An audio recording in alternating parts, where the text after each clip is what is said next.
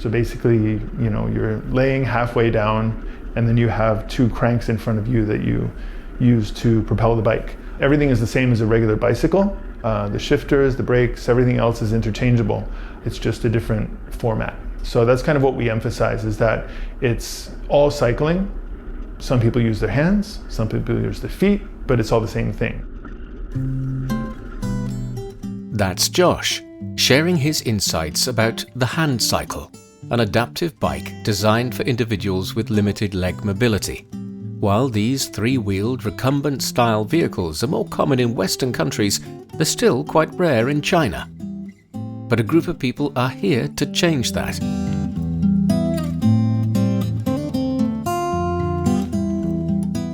You're listening to Footprints. I'm Bob Jones. In this episode of our Makin It in China series, we'll dive into the story of Joshua Dominick, an American expat who has spent more than 2 decades in China. As the founder of the non-profit project Krankin Thru China, he's dedicated to helping people with disabilities discover new adventures and foster connections. 我叫谭家旭，来自美国。My name is Joshua Dominick. I'm from the United States, New York State. I've been in China about 23 years, and I'm a translator, editor, but I also do a lot of nonprofit work here in China. Better known as Lao Tan among locals, Josh speaks fluent Chinese with a strong Beijing accent. Just by his language skills, it's hard to tell he's from the West. Over the years, he has seamlessly integrated into the local scene of the capital city. Since founding Krankin Thru China in 2013, non-profit work has become a significant part of his life. Together with his friend Dominick, a wheelchair user from the US, Josh set out to bring adaptive sports to more people in China facing similar challenges, and their journey began with hand cycling. So we had the idea to kind of share our experiences, bring some of the equipment over that we could, and expose people to the possibilities of doing adaptive sports. They traveled to different parts of the country, encouraging individuals with limited mobility to give hand cycling a try. Then we got to know a member of the disabled community here in China. During their first visit to Shanghai, they met Wang Feng, a wheelchair user from the city of Zhaozhuang in Shandong province. When he was 15, he basically was fishing beside a river and all of a sudden couldn't stand up. He contracted acute myelitis in his teenage years, which damaged his spinal cord and resulted in the loss of leg mobility. For years, Wang struggled with his new reality, often isolating himself and avoiding social interactions. Gradually, he began to embrace his life in a wheelchair, finding ways to support himself. Before meeting the 2 American expats, he never imagined cycling could be within his reach again. And then when he saw, what Dom and I were doing, he was very, very interested because he was like, this means I can get out into the world. Because by that point, he had only really been in Zhaozhuang and Shanghai. Hadn't really gone anywhere else. So when I said, you want to become a part of this, we need to travel, we need to go places, he was very excited. And we, took our first trip to Qingdao, just him and I, and we ended up, finding accessible hotels and kind of seeing how everything would work on the road. And then by the time he got the bike and we went to Yunnan, set off from Shangri-La, he had actually not had time to train. So he just basically got on the bike. We spent 2 days kind of teaching him the basics. And then we were on the road for 450 kilometers.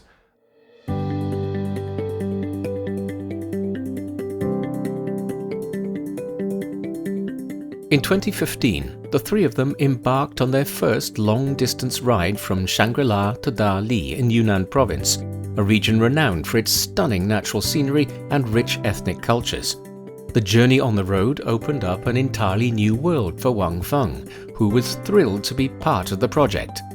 Through this adventure, they gained a deeper understanding of hand cycling and strengthened their friendships by helping each other and overcoming various obstacles. This cycling experience also sparked their passion for bringing more people along on their journey. And then in 2016, we invited 3 or 4 more people. My dad even came. The following year, they welcomed several more participants for an even longer ride through Yunnan province, covering about 750 kilometers from Dali to Xishuangbanna Dai Autonomous Prefecture. When they reached this southernmost region of the province, they connected with local people with disabilities, learning about their lives and challenges they faced. We could do something in that area. And then in 2017, we kind of exploded. So we took a trip from Xishuangbanna and went all the way to Beijing. So that was a big ride. It was 5,800 kilometers. We spent 106 days on the road, camping, meeting with people, going to rehab centers, going to bike shops, so that the cyclists could actually see, oh, this is another way of cycling, and that they could get exposed to that as well. The 3-month journey took them through a dozen provinces and cities. Not surprisingly, their unique bikes attracted a lot of attention along the way, and the reactions were mixed.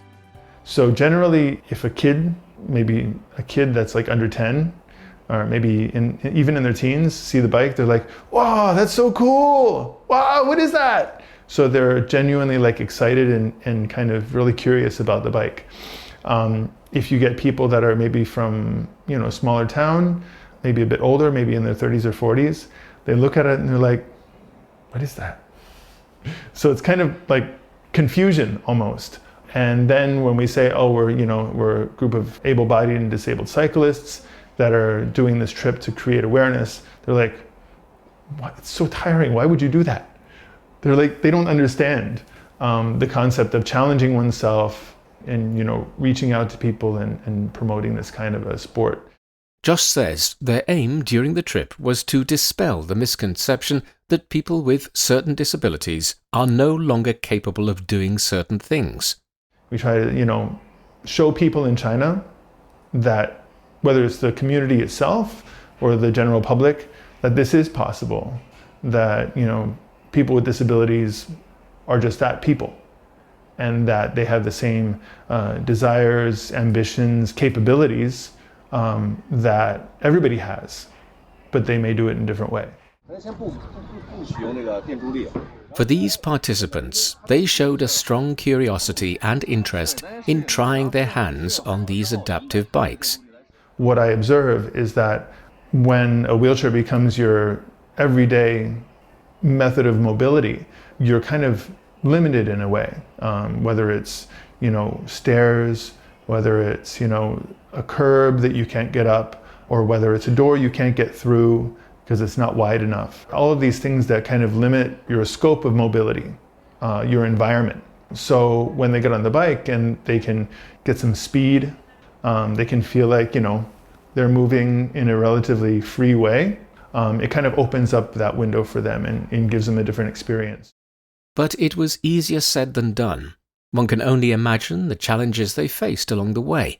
Obstacles and difficulties were present at every turn. Options for accessible hotels were limited, especially in small towns, and most accommodation had rooms located on the second floor or higher. So Josh had to piggyback members with disabilities upstairs and bring their wheelchairs and bags up for them.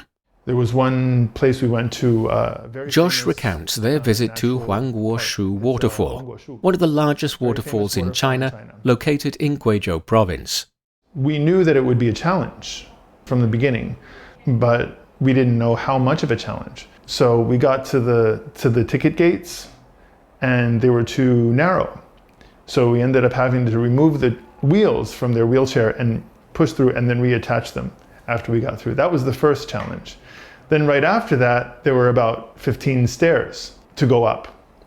So we went up the stairs, and we went through the garden area. Then we got to the part where you actually go down into the ravine to see the waterfall. And there were about 4 or 5 stories to go down of stairs, and then a very, very long escalator. And then when we got down to the bottom, there was a boardwalk, so a wooden walkway that about every 50 meters, 20 meters, 50 meters, had 2 or 3 stairs. So the purpose of that was not to say, we just want to do it because, but we wanted to see, one, if we could overcome that challenge, and two, to show people that it is possible with the proper skills, with the proper cooperation between myself and our disabled friends. So I think that experience really kind of showcased what we're all about. It's about reaching your goal and finding a way to do it.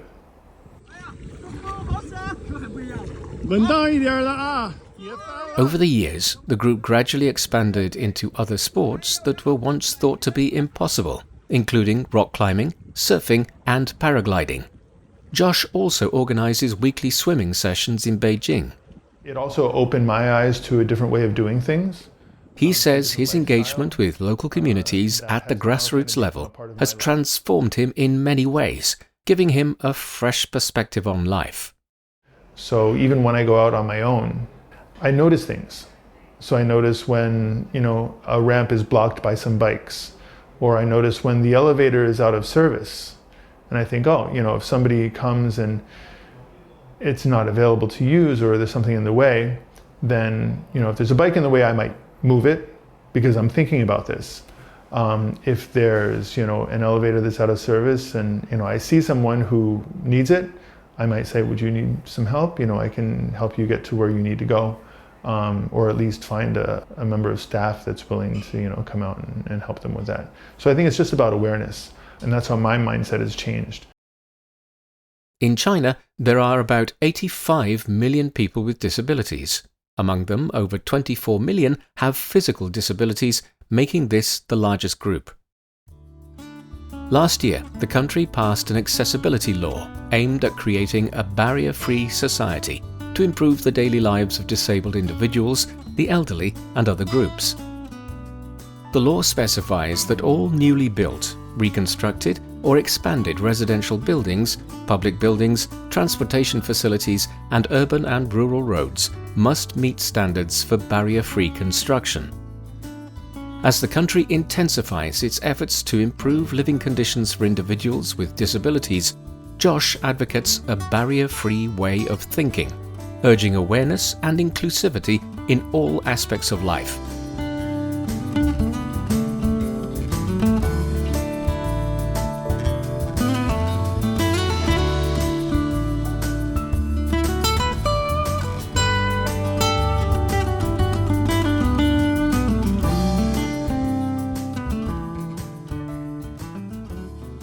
Josh recalls that his early interest in the Chinese language can be traced back to his high school years in a class called Global Studies. My teacher put a number of newspapers above the blackboard. There was Arabic, there was German, French, Spanish, Chinese, and a bunch of others. And I thought Chinese looked really cool. I thought it just looked like a puzzle to be solved, so I decided to buy a teacher self-Chinese book. And I learned by myself, and I basically listened to the tapes and tried to figure out the characters on my own, and I thought it was fascinating, so I continued studying. And then when I got to college, I started taking Chinese classes properly and came to China to study abroad my junior year. In 1998, he visited Beijing for the first time to study at the prestigious Peking University. Josh says it was also during this time that his personality changed. He used to be quite introverted, but after coming to Beijing, he was able to open his heart and explore the vast world of social interactions. Because I met people from around the world, made a lot of Chinese friends.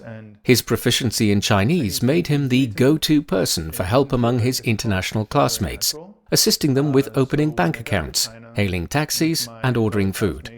His interactions with local friends and connections with people from around the globe allowed him to experience the collision and blending of diverse cultures. In retrospect, Josh says Beijing was still in the midst of major infrastructure development back then, a stark contrast to the city today. I remember when I was at Peking University, you still had those kind of, what would you call them, kind of extended buses, and those didn't have air conditioning.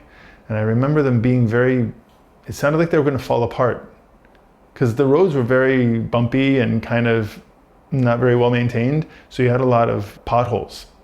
And when those buses would go over them, the whole bus would shake. And then the windows were these sliding glass windows and they would rattle in their frames. It still kind of is a memory for me, yeah. Very interesting. Now, I mean, the buses are modern. Many of them are electric buses. Not just buses, subways too. At the time, the subway system only had 2 lines. From the early subway system, which had just 2 lines, one linking east and west, and the other a circle around the old city centre, Beijing now boasts over 20 lines that crisscross the city, making it much easier to get around. And then you have today where the sidewalks are nicer, the streets are better maintained, the greenery, the trees and the shrubs and all of the things that make a city nice are maintained much better today. Currently, Josh works as an editor for a think tank located in the CBD. The 46-year-old is also involved in translation and cultural exchange programs. Translation to me is not so much about taking things from one language to another. It's about interpreting concepts and making things clear to someone from another cultural context, from another cultural background, especially in the sense of China, because even though we have a lot of exposure to the Tao, right? Or Confucianism or Buddhism in a general sense, I think there are a lot of things that are unique to China in those contexts, especially in today's China, that need more addressing. They need to be explained more and need to be kind of expanded on for people to really understand what these values and what these concepts mean to Chinese people today.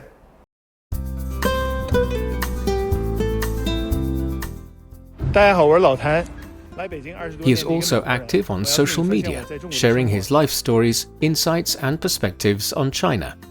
He believes in the power of dialogue and sharing, and he is eager to connect with a wider audience across the world.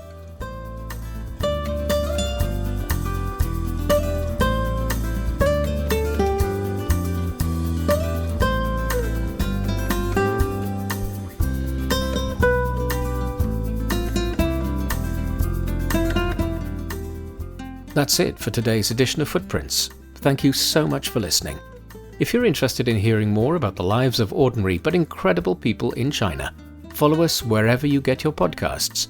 Just key in Footprints and you can find more stories anytime, anywhere. We'll see you next time. Bye for now.